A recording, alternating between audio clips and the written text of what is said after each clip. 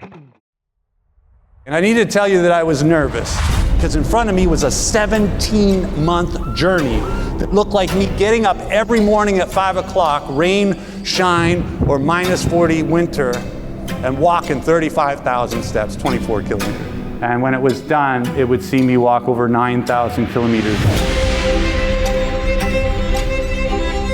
Two big fears I had. One, that my body wouldn't make it. I was 49 years old. And two, nobody would care.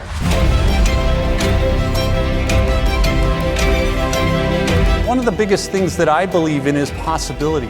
It's not looking at what is presenting. It's asking the question, what's behind that?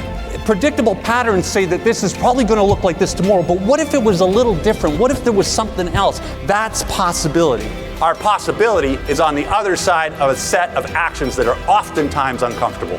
The greatest thing that we can do as parents, as leaders, as coaches, as businesses, is to foster that possibility and get people moving in the right direction. Possibility needs to be the bedrock of all great leadership. Because you can't lead a company, you can't lead a government, you can't lead a school, you can't lead a family, you can't lead a team without believing that there's something beyond what's in front of us right here. You know, my father was this man who instilled a sense of courage in us kids. You know, he used to say things to me like, "Son, I love you, you can do and be anything." My dad spoke to our possibility as kids.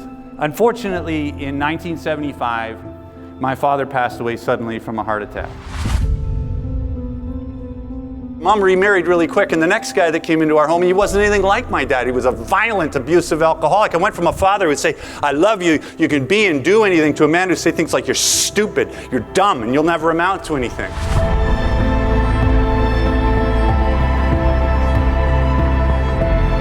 But at 9 years old, man, I was confused. I didn't know what to do with myself.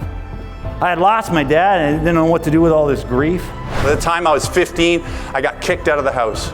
By the time I was 16, I dropped out of high school. By the time I was 17, I was involved in the criminal justice system. And for the next several years, things just came undone. I was unrecognizable to my family. So I struggled with homelessness. I struggled with opioid addiction. I struggled with mental health. Until eventually I was that guy you see pushing the shopping cart, collecting cans and bottles to support that drug dependency. For me, possibility left me on a park bench. And all I could see is failure. All I could see is my past. Before I left the downtown east side, I met a man who would forever define my belief in possibility. And his name was Gus. He looked at me and he said, "There's more to you than you can see." Here's what was sitting beside him on a park bench. It was a man with dirty, black fingernails from dumpster diving, a scruffy beard, yellow broken teeth, matted hair that hadn't been combed in a year, and clothes I've been wearing for a year, and a stink that comes from poor personal hygiene of sleeping outside. He looked past all of how I was presenting, and he spoke to what was just on the other side of that, which was my possibility.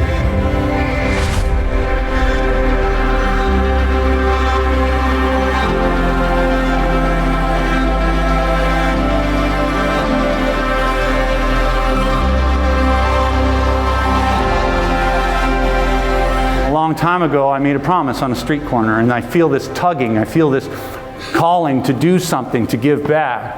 Two big fears I had. One, that my body wouldn't make it. I was 49 years old. And two, nobody would care. The cool thing about possibility is inside possibility is innovation, is creativity, is change. Now, I believe that every problem that we are experiencing today as a species, there is a solution for it in the realm of possibility. And I believe that as each one of us wakes up to what's possible, we can solve some of the biggest challenges that we face in our communities, in our families, and in our organization.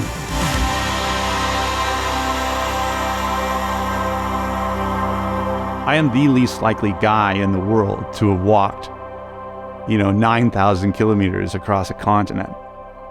And yet, stepping into possibilities, how we did that.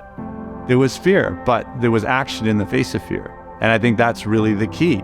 is it's not necessarily about walking across Canada or this public engagement or this charitable thing.